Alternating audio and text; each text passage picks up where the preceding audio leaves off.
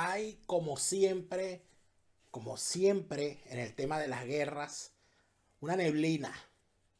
Una neblina que no nos permite ver la verdad. Una neblina que a veces parece más bien gas lacrimógeno.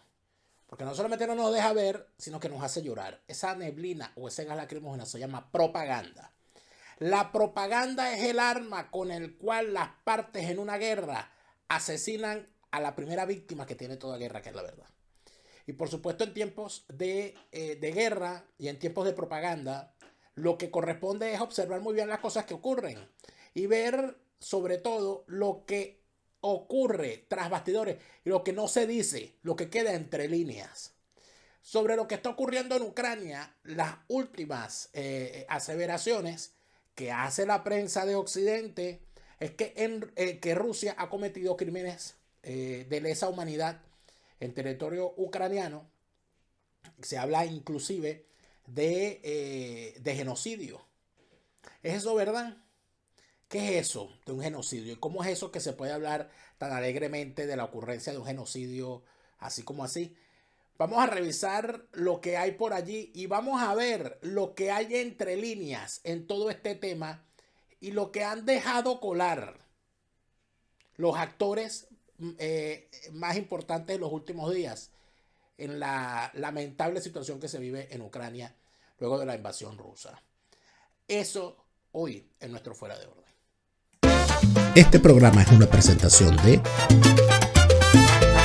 Han Venezuela, llevamos Venezuela a tu hogar. Octaedro Contenidos, la solución para tus redes sociales. Tuplata.com.be, tus envíos de USA a Venezuela. Patreon.com/DelaraF, con tu apoyo nos ayudas a seguir.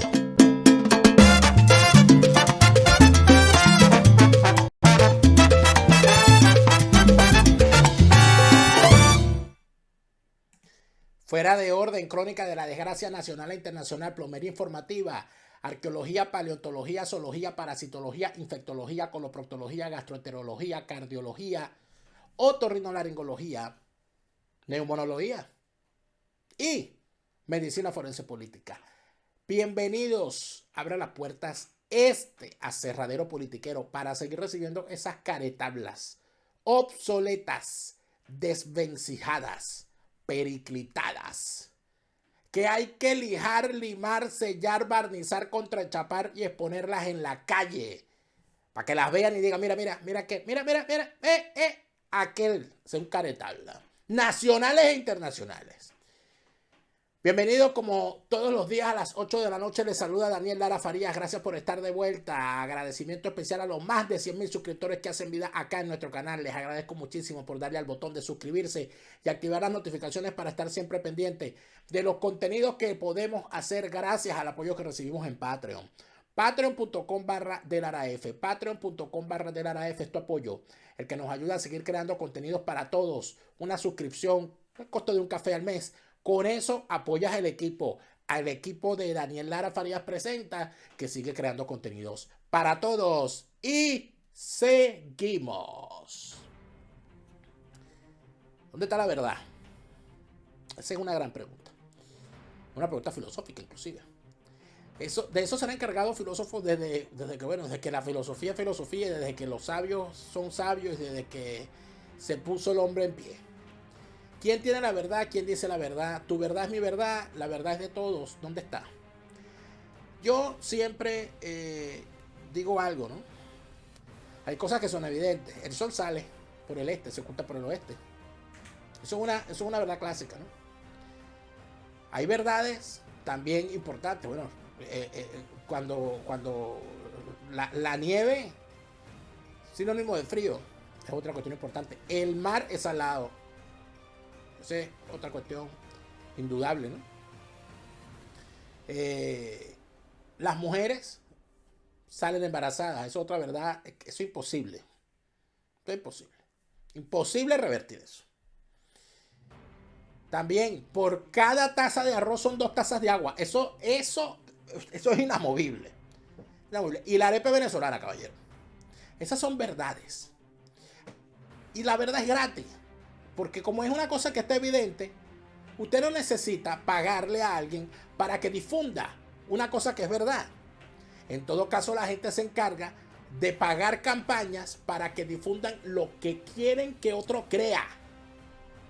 No, nosotros vamos a montar una campaña para decir que lo que decíamos antes, de que había que comer carne una vez a la semana, carne blanca, y que había que tener una dieta balanceada, compuesta por proteínas animales. No, que eso es mentira. Ahora hay que comer pasto. Que entonces te ponen esa. Eso es un tema actual, ¿no? Eso de que, por ejemplo, la verdad sobre el aborto, la verdad sobre el matrimonio. Bueno, imagínate las grandes discusiones que hay sobre eso. Y no profundicemos aquí hablando de las verdades religiosas, porque no terminamos hoy. No terminamos hoy, sin duda alguna que no. Pero la verdad siempre sale a flote.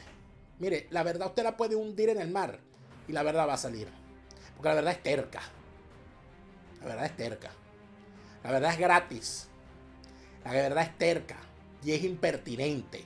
Y es imprudente. Sale en el momento que usted menos se lo espera. Por eso es que las mentiras, como decían las abuelas, tienen las patas cortas. Entonces se habla de crímenes de Vladimir Putin en Ucrania. Aquí está la presentación de Moreno Cabeza. El Moreno Cabeza se hace sentir. Fíjate que deja ahí algunas cosas en la portada. A veces la gente se da cuenta. El Moreno Cabeza le encanta que le dejen comentarios diciéndole: se te fue una letra, Moreno Cabeza. Lo hace a propósito. Yo sé que lo hace a propósito el Moreno Cabeza. Una cosa seria el Moreno Cabeza. Pero fíjense lo siguiente. Se habla de los crímenes de Putin en Ucrania. Y se habla sobre todo de lo que significan esos crímenes y de lo que podría verse al final como un genocidio, que es una cosa sumamente difícil de comprobar. Y los casos de genocidio que se han podido comprobar son, pero que yo recuerde, 4. Que yo recuerde. Creo que hasta menos, ¿no? Hay casos inclusive que pueden verse a la luz del derecho internacional como genocidio y aún hoy se niega que haya sido un genocidio. O sea, no se le da esa categoría. Y allí es donde hay una cantidad de cosas que debemos revisar. Vamos a ver qué nos trae por aquí el Moreno Cabeza en su representación. Fíjate tú. Lo que está ocurriendo es que líderes mundiales y jefes de Estado, bueno, Joe Biden, Boris Johnson, el propio Volodymyr Zelensky y el propio Donald Trump han calificado como genocidio lo que está ocurriendo en Ucrania, lo que está ejecutando en Ucrania Putin con su invasión. Puede considerarse como genocidio. Bueno, el Moreno Cabeza parece que investigó y parece que ve algunas cosas ahí. Fíjate lo que dice la norma internacional vinculada con el asunto. La Convención para la Prevención y la Sanción del Delito de Genocidio de 1948 establece que son crímenes de genocidio aquellos cometidos con la intención de destruir total o parcialmente a un grupo nacional, a un grupo étnico, racial o religioso como tal. Es decir, que si tú quieres borrar de la faz de la tierra a los ucranianos, eso es un genocidio. Si tú quieres borrar de la faz de la tierra a los musulmanes, es un genocidio. Si tú quieres borrar de la faz de la tierra a los judíos, es un genocidio. Si tú quieres borrar de la faz de la tierra a los tutsis, es un genocidio. Si tú quieres borrar de la faz de la tierra a los católicos, es un genocidio. Y así, largo, etcétera. Los actos criminales que comprenden el genocidio se ven de la siguiente manera, porque hay distintos tipos. El más básico, el asesinato a los miembros del grupo al cual se quiere exterminar. Sometimiento a daños físicos o mentales graves, es decir, tortura. Creación de condiciones que conlleven a su destrucción, por ejemplo, encerrarlos en un gueto donde no tienen comida ni tienen recursos y poco a poco se van a ir muriendo de enfermedad y de hambre, quemarles los campos para que no tengan comida, enclaustrarlos en sitios sin recursos para que se mueran de hambre, etc. Impedir nacimientos. ¿Cómo es eso de impedir nacimientos? Esterilizaciones masivas. Esa es una clásica de los nazis, ¿eh? Clásica esa. Traslado forzoso de niños a otros grupos. Bueno, hay unas graves acusaciones en países como Canadá o en Australia con respecto a estas cosas. En contra de la iglesia, por cierto. ¿Qué casos han sido considerados como genocidio? Vamos a ver, fíjate tú. Desde que se instauró en el derecho humanitario, después del Holocausto, ¿okay? Es decir, después de la Segunda Guerra Mundial, solo 3 casos, fíjate, 3. Yo contaba como número 4 el Holocausto nazi. Solo 3 casos han sido considerados genocidios por los tribunales internacionales. ¿Cuáles son esos casos? Una, la matanza de minorías étnicas. Bueno, las minorías étnicas no. En Camboya arrasaron a 2 millones de personas desplazadas de la ciudad al campo, porque había que convertir a Camboya en una potencia rural. Y había que irse al campo y abandonar las ciudades, porque las ciudades moraba el capitalismo. Y así, 2 millones de personas. El asesinato masivo de miembros de la etnia Tutsi en Ruanda. Eso fue en el año 94. 800.000 muertos a machetazos. Que por cierto, en estos días agarraron a uno de los tipos. Y entonces aquí donde vemos algunas cosas, fíjate, que esto es importante. Y la masacre de Srebrenica. Esos 2 temas son importantes. Más adelante vamos a hablar tanto del asesinato de los Tutsi como de algunos detalles de la masacre de Srebrenica. Fíjate, en el caso de Rusia, ¿de qué se habla? Bueno, la Corte Penal Internacional abrió una investigación en febrero, ya que cientos de cuerpos de civiles asesinados fueron hallados en Bucha, en Ucrania. En realidad, esa investigación de la Corte Penal Internacional termina siendo una cosa así, casi que un saludo a la bandera, porque en este momento Rusia no forma parte de la Corte Penal Internacional. Mal podría la Corte Penal Internacional aplicar sus principios en Rusia, a menos que le ocurra a Putin lo que le pasó y a los rusos lo que le pasó a Alemania en el año 45, que le impongan la paz del vencedor y terminen los tipos juzgados como fueron juzgados los nazis en Nuremberg. Nunca digas nunca, pana. Ucrania, el gobierno ucraniano asentado en Kiev dice que Putin cometió tales crímenes. El Kremlin ha negado su responsabilidad en cuanto al hecho, argumentando que Occidente falsificó pruebas para manchar al ejército ruso. Eso, de alguna manera, ¿en qué termina? Y aquí vamos con lo que nos corresponde, ¿no? Finalmente. Fíjate tú. ¿Qué ocurre con todo esto? En los 3 casos donde se ha comprobado después de la Segunda Guerra Mundial la ocurrencia de un genocidio como tal, en los 3 casos ha habido juicio, y en los 3 casos ha habido presos, y en los 3 casos ha habido condenas ejemplarizantes. En esos 3 casos.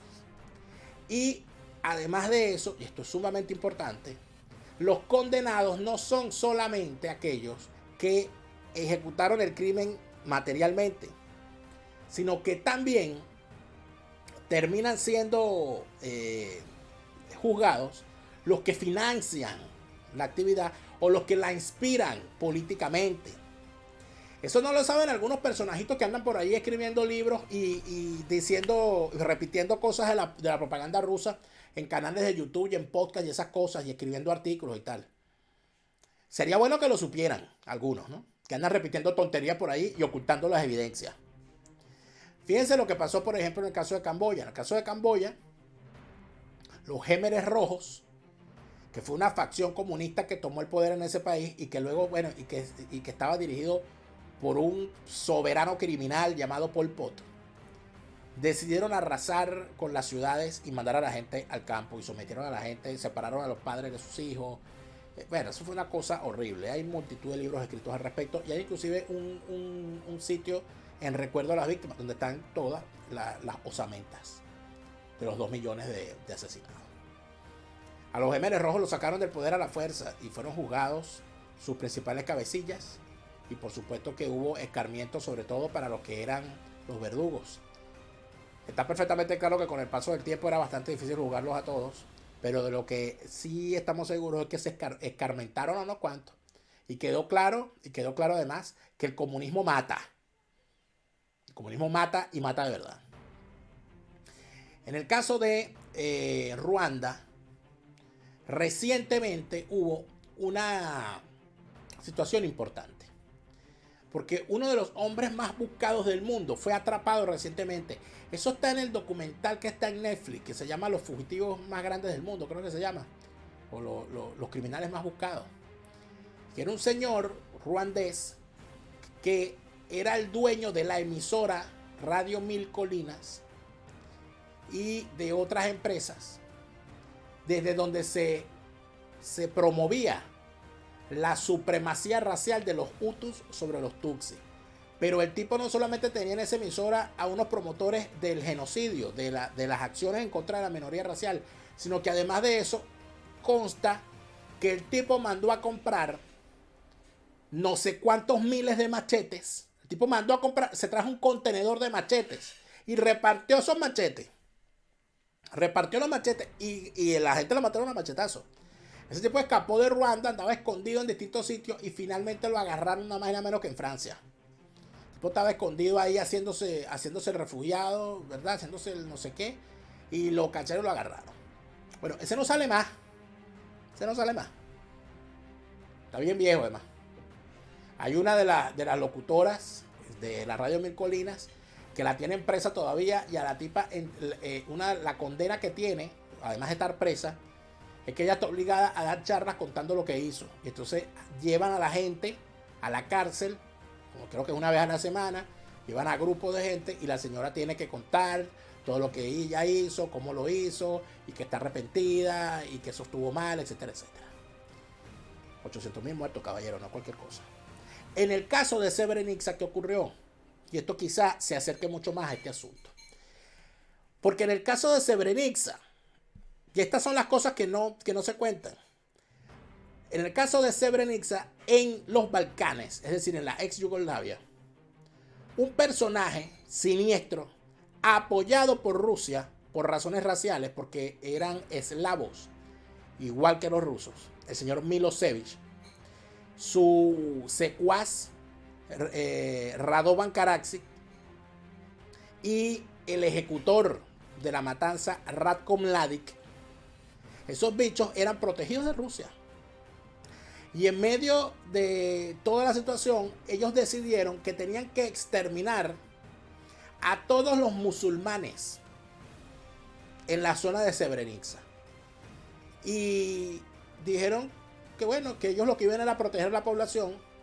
Obligaron a los cascos azules de la ONU a retirarse y entró Ratko Mladic con sus delincuentes. Asesinaron a todos los hombres mayores de 13 años. Violaron a todas las mujeres que encontraron por el camino. Y lo que dejaron fue desolación y muerte. ¿Dónde están los personajes? Milosevic murió en la cárcel antes de ser sentenciado. Pero igual si lo sentenciaban, igual iba a morir preso. Radovan Karadzic sigue preso. Tuvo prófugo un buen rato y lo agarraron. Y Ratko Mladic preso también. Entonces, estas cosas a veces no se conocen bien y es necesario saberlas. Porque se repite mucho. Se dicen muchas cosas. Hay dos grandes genocidios que todavía no son reconocidos como genocidios porque la legislación que los verifica fue hecha después de que ocurrieran esos crímenes. Que es el asesinato de los armenios por parte del régimen turco en los años 20 del siglo XX. Y el Holodomor en Ucrania ocurrido en los años 20 también. Del Holodomor vamos a hablar mañana. Un programa especial que vamos a hacer sobre el Holodomor con narraciones de sobrevivientes de esa desgracia. Pero aún hay algunas cosas aquí que decir. Sin embargo, creo que primero tengo que decirles cosas de algún interés. Mire, si usted está en cualquier parte de Europa y usted anda soñando porque en el pueblito donde usted está o en la ciudad donde usted está no hay donde comprar algunas cosas, usted tiene que dejar de soñar y pasar a la realidad. Y la realidad es que Han Venezuela le lleva a Venezuela a su hogar. Sea la harina para hacer las arepas, sea la harina para hacer las cachapas, sea un chistriz, sea el diablito, sea la club social, sea el antojo que usted tenga, Han Venezuela se lo lleva a su hogar. Octaedro Contenidos es la gente que gestiona tus redes sociales. Se vienen cosas interesantes la semana que viene. Octaedro Contenidos trae una promoción bien chévere, pendientes con Octaedro Contenidos, porque si es para manejar tus redes sociales, para potenciar tu mensaje y para llegarle a más clientes, es Octaedro Contenidos. No dejes tus redes sociales en manos de cualquier loco, déjalo en manos de expertos, porque si tú eres especialista en tu negocio, ellos también lo son en tus redes sociales. Y si se trata de compras en los Estados Unidos, tengo que decirles que cuando usted compra en los Estados Unidos, lo importante no es comprar, lo importante es llevarlo seguro a Venezuela. Tuplata.com.be es la gente. No se ponga a inventar. Mira, esta no es una de esas compañías que estafan a la gente y que usted se queda esperando toda la vida que le llegue su cargamento y jamás le llega. Y después lo borran del WhatsApp, no le contestan los mensajes, no, lo bloquean en las redes sociales y desaparecen. Tuplata.com.be. Con ellos, amigos míos, no hay tutía. Hay algunas cosas de importancia que debemos verlas con el respeto que merecen, ¿no? Con el respeto que merecen. Si algo está quedando claro en medio de este proceso, es que la Organización de las Naciones Unidas no ya cumplió con su rol, que debió haberse modificado su forma de actuar hace mucho tiempo y no se hizo. Y para decirlo en términos crudos y claros, amigos míos, en este momento la Organización de las Naciones Unidas no sirve para nada. No sirve para nada. Desde hace unos años para acá, para lo que sirve la Organización de las Naciones Unidas es para hacer el ridículo. Y creo que en este momento no hemos visto una cosa más grave como esa. El secretario general de las Naciones Unidas, el portugués Antonio Guterres, que es socialista, necesario decirlo, se presentó en Rusia hace una semana y se reunió con Mr. Putin. ¿Qué pasó en esa reunión? Vamos a ver este reporte que hace la gente de La Voz de América. Me parece sumamente importante. Vamos a verlo. Vladimir Putin, presidente de Rusia, sostuvo un encuentro con el secretario general de la Organización de Naciones Unidas, Antonio Guterres. La cita, celebrada este martes en Moscú, podría abrir paso a otra etapa de conversaciones sobre la invasión a Ucrania. Conozco sus preocupaciones con respecto a la operación militar de Rusia en Donbass, en Ucrania. Creo que será el tema principal de nuestra conversación de hoy. Solo me gustaría señalar a este respecto que el problema surgió después del golpe de Estado que se llevó a cabo en Ucrania en 2014. Eso es un hecho obvio. Tras los recientes severos ataques de Rusia contra diversas ciudades ucranianas, Guterres cuestionó estas operaciones militares e instó a una averiguación. Me preocupan los repetidos informes de violaciones del derecho internacional humanitario y de los derechos humanos y posibles crímenes de guerra, y requieren una investigación independiente para una rendición de cuentas efectiva. Y necesitamos urgentemente corredores humanitarios que sean verdaderamente seguros y efectivos, y que sean respetados por todos para evacuar a los civiles y brindar la asistencia que tanto se necesita. Reportes desde Ucrania informan sobre el continuo asedio de misiles rusos en poblados claves con ocupación civil y ubicaciones militares. Sucedió en la noche, alrededor de la 1 de la madrugada. Hubo una gran explosión, por lo que muchas personas salieron corriendo de sus casas. Pero la abuela se quedó allí sola. Los soldados llegaron por la mañana y la llevaron al hospital. En el sureste, el último reducto de resistencia contra Rusia, la siderúrgica de Mariupol, fue objeto de ataques con bombas pesadas. José Pernalete, Voz de América.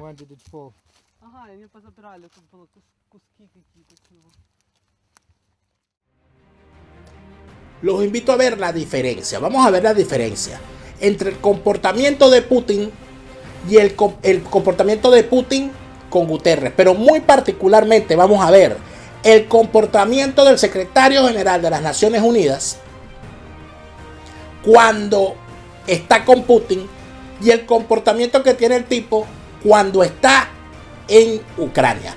Vamos a ver estos dos videos y al final les cuento cuál es la diferencia que yo veo.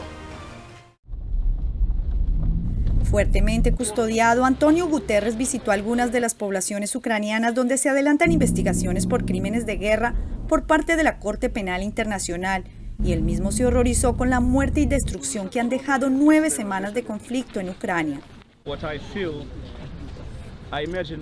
Cuando veo esos edificios en ruinas, debo decir lo que siento. Me imaginé a mi familia en una de esas casas que ahora están destruidas, a mis nietas huyendo presas del pánico y parte de la familia que acababa muerta eventualmente.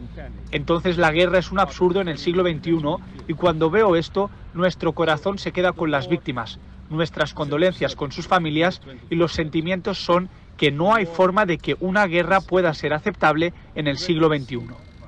Luego de sentarse a dialogar con Vladimir Putin en Moscú para la evacuación de al menos 2.000 civiles de la planta metalúrgica de Mariupol y otras zonas de conflicto, el secretario general le pidió desde las fosas comunes cavadas en la iglesia de San Andrew en Bucha, cooperar con las investigaciones del organismo de la ONU.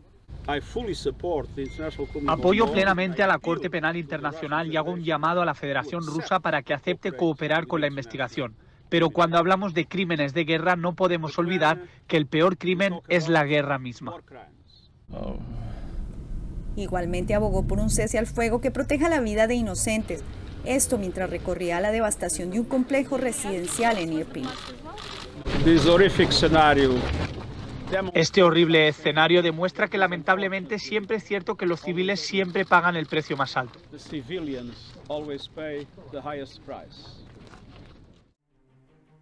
Allí pueden darse ustedes cuenta de lo que significa todo esto. Comparemos lo que hizo Guterres cuando fue y se reunió con Putin y lo que hizo Guterres cuando fue a Kiev a reunirse con Zelensky. La actitud que tenía con Putin y la actitud que tiene en Ucrania. ¿Cuáles diferencias encontramos? Encontramos la siguiente diferencia. Número uno, cuando va a hablar con Putin, habla como un subalterno. Porque Antonio Guterres, uno de sus jefes es Putin. Porque Putin es uno de los 5 miembros del Consejo de Seguridad de la ONU con derecho a veto. Si a Putin le da la gana, si a un país con derecho a veto en el Consejo de Seguridad le da la gana, veta a un secretario general y no se puede reelegir en el cargo. ¿Sabían eso? ¿Ha ocurrido? Ocurrió. La recientemente fallecida Madeleine Albright, que fue secretaria de Estado durante el gobierno de Bill Clinton, como le caía mal Boutros Ghali, que era un egipcio secretario general de la ONU, que tenía serios cuestionamientos a la forma como los Estados Unidos estaba actuando en el concierto internacional, Madeleine Albright lo vetó. Y cuando el tipo se lanzó a la reelección, ella dijo no puede. Estados Unidos no lo acepta. Y no se pudo presentar. Y ahí es cuando escogen a Kofi Annan como secretario general de la ONU. Entonces, cuando ustedes vean a los secretarios generales de la ONU, no es que el secretario general de la ONU es el jefe de todos los presidentes, no, es al revés. Es que esos 5 jefes de Estado que forman parte del Consejo de Seguridad de la ONU son los que mandan ahí. Cuando usted lo ve sentado con Putin, se puede dar cuenta la forma y la manera en que el señor actúa. No hay una declaración conjunta, cada uno va por su lado, y el señor Guterres no condena las acciones de Rusia, sino que se muestra hondamente preocupado. Cuando va para Ucrania, casi se pone a llorar. Ay, mira estas casas, allí podrían estar mis hijas, ay, qué horror, qué dolor, qué pena. La hipocresía diplomática, la hipocresía internacional. Eso es. Y en manos de estos bichos estamos. En manos de estos bichos estamos. De estos timoratos, de estos liderazgos de medio pelo. De unos tipos que son todos socialistas. ¿Y quién se está preparando? ¿Quién está en la cola ahorita? Para hacer... para competir como secretaria general de las Naciones Unidas. Michelle Bachelet, otra socialista. Es decir, de Guatemala para Guatepeor.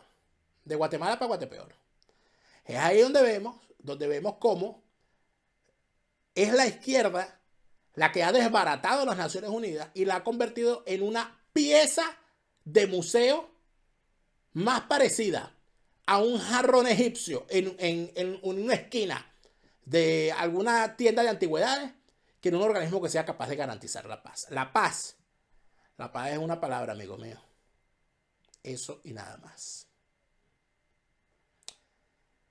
Les agradezco por habernos acompañado. Recuerden que estamos de lunes a viernes a las 8 de la noche en un nuevo estreno de Fuera de Orden. Los sábados y los domingos estrenamos a las 12 del mediodía. Siempre aquí en mi canal YouTube, siempre en Hora Venezuela. Les agradezco mucho a todos los suscriptores de nuestro canal. Suscríbanse, denle al botón de suscribirse y activen las notificaciones para que esté pendiente de todas las cosas buenas que traemos. Hoy hay pastillas de memoria. No se pierdan las pastillas de memoria. Marcel Granier ante la historia. En pastillas de memoria. Una extraordinaria conversación que he tenido con Marcel Granier, que vamos a verla completa el domingo en testimonio. Pero hoy, en pastillas de memoria, a continuación, no se pierdan todo lo que Marcel Granier nos dijo.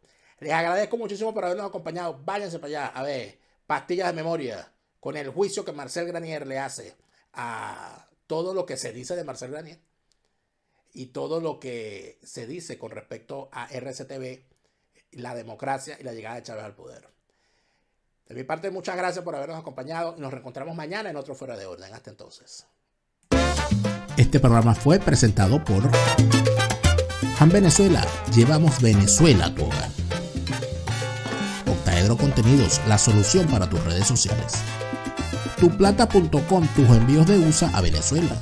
Patreon.com/DeLaraF. Con tu apoyo nos ayudas a seguir.